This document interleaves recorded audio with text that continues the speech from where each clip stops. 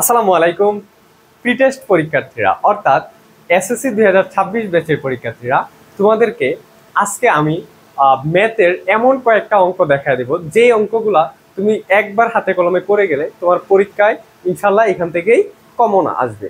তো চলো কথা না বাড়ি শুরু করি। তবে কথা হচ্ছে এই অঙ্কগুলো অবশ্যই একবার খাতায় করবা, এই অঙ্কগুলাই আসবে, দেখবে এইগুলাই ঘুরায় আসবে, আর কোনো চেঞ্জ আসবে না।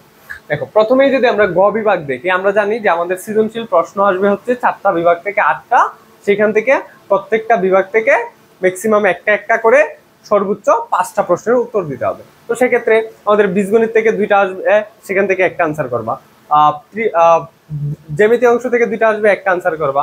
পরিমিতি এবং ত্রিকোণমিতি অংশ থেকে 2টা আসবে, একটা আনসার করবা।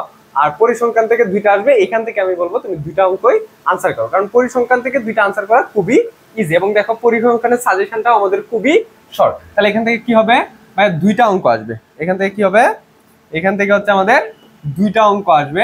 এই 2টা থেকে তুমি 2টাই আনসার করবা, 2টাই আনসার করবা। 2টা আনসার করলে তুমি এখান থেকে খুব ইজিলি 20 মার্ক পেয়ে যাবা, খুবই ইজিলি 20 মার্ক তুমি পাইতে পারবা। তাহলে দেখো কোন অঙ্কগুলো একবার করে যাবা। দেখো ঢাকা বোর্ড 2024 এর 2টা অঙ্ক আসছে। কয়টা অঙ্ক আসছে ভাইয়া? ঢাকা বোর্ড 2024 হচ্ছে 2টা অঙ্ক আসছে। এই 2টা অঙ্কই তুমি একবার করে যাবা, হাতে কলমে করবা, দেখবা এই 2টা অঙ্ক করলেই তোমার কমন পড়বে ইনশাল্লাহ। এই 2টা অঙ্ক পড়লেই তোমার 100% কমন পড়বে, এটা আমি তোমাকে গ্যারান্টি দিয়ে দিলাম। এরপরে দেখো তুমি অতিরিক্ত হিসাবে রাজশাহী বোর্ড 2024 শুধু খ নাম্বারটা, শুধু খ নাম্বার, মানে এটা দেখবা ক এবং গ নাম্বার যে অঙ্ক আছে ওইটা এখানে কভার হয়ে গেছে। এই খ নাম্বারটা একটু এক্সট্রা করবা।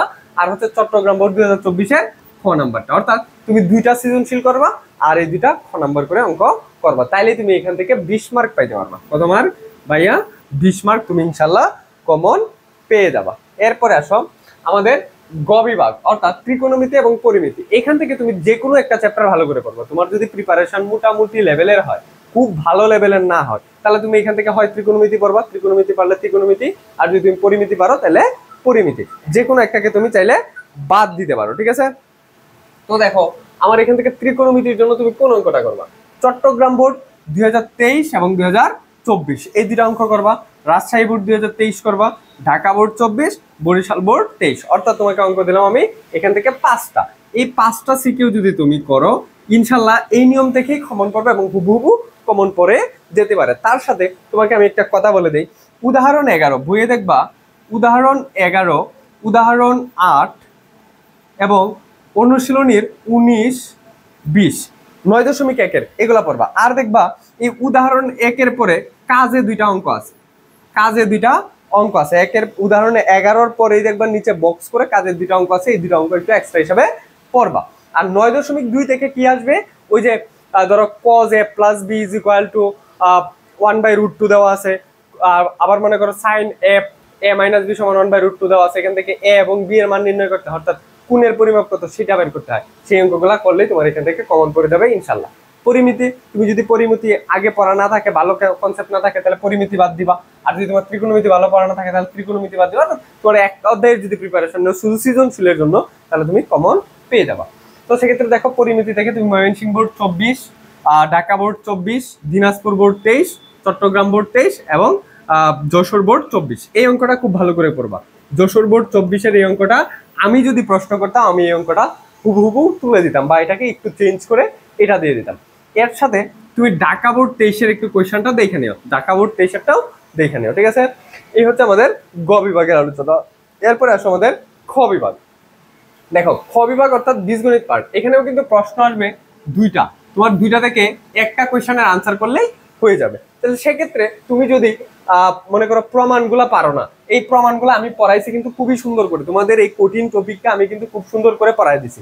যারা আমার ক্লাস পড়ছো তাদের জন্য এটা আনসার করবা। আর যারা মনে করো এই অংশটা পারি না, আমি চাই যে আমার জ্যামিতির বেসিক দুর্বল, সেক্ষেত্রে তুমি এই সপ্তম অধ্যায় থেকে চিত্র আঁকবে। দেখো সপ্তম অধ্যায় থেকে কি পড়বা, 24 সাল, বা তুমি চাইলে এখানে 23 সাল, বা তুমি চাইলে অন্য যে কোনো একটা সাল, 20 সাল, যে কোনো এক সালের প্রশ্ন নিবা, নিয়ে সবগুলা চিত্র নিজে একবার আঁকাবা। সবগুলা এই যে কথা কি, সবগুলা নিজে একবার আঁকাবা, ঠিক আছে? একবার আঁকাইলেই দেখো তোমার এটা ক্লিয়ার হয়ে গেছে। ধরো তুমি 23 সালের সবগুলা একবার আঁকাইলা, দেন তুমি 24 সালেরটা একবার চোখ বুলাই দিবা, যে এখানে যেরকম বললাম একবার দেখে নিবা, একবার দেখে নিবা, অর্থাৎ শুধু চোখ বুলাবা।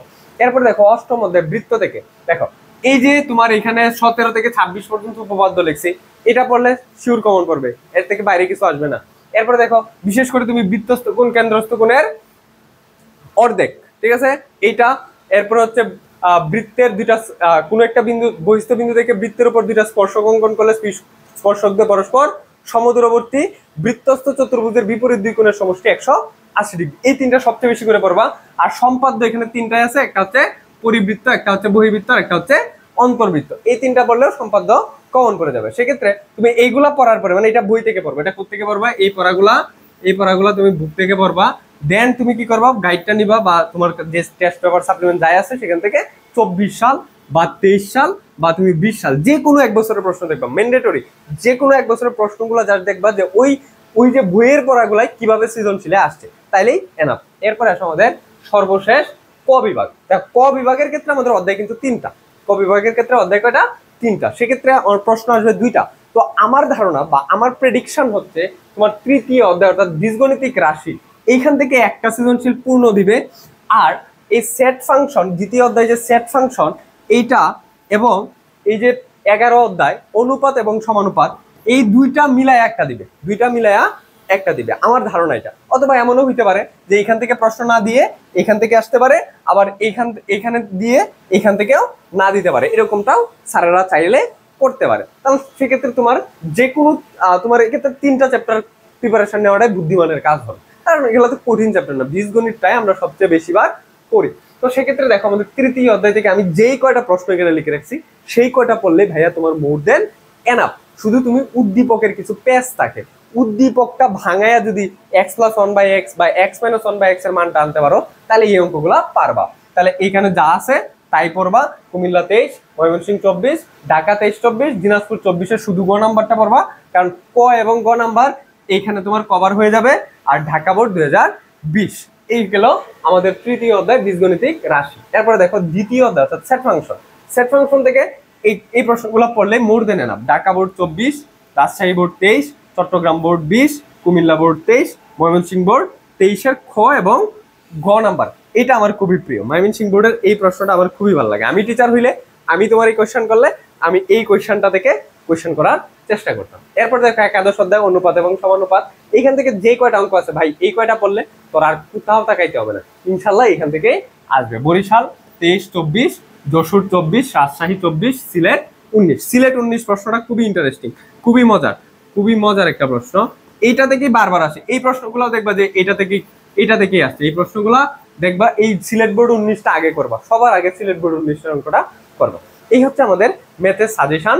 এইটুকু তুমি যদি পড়তে পারো, মানে হাতে কলমে করে যেতে হবে কিন্তু ভাইয়া, তুমি শুধু এইগুলা চোখ বুলায় গেলে কিন্তু হবে না, তুমি হাতে কলমে করবা, ইনশাল্লাহ তুমি এখান থেকে কমন পাবা।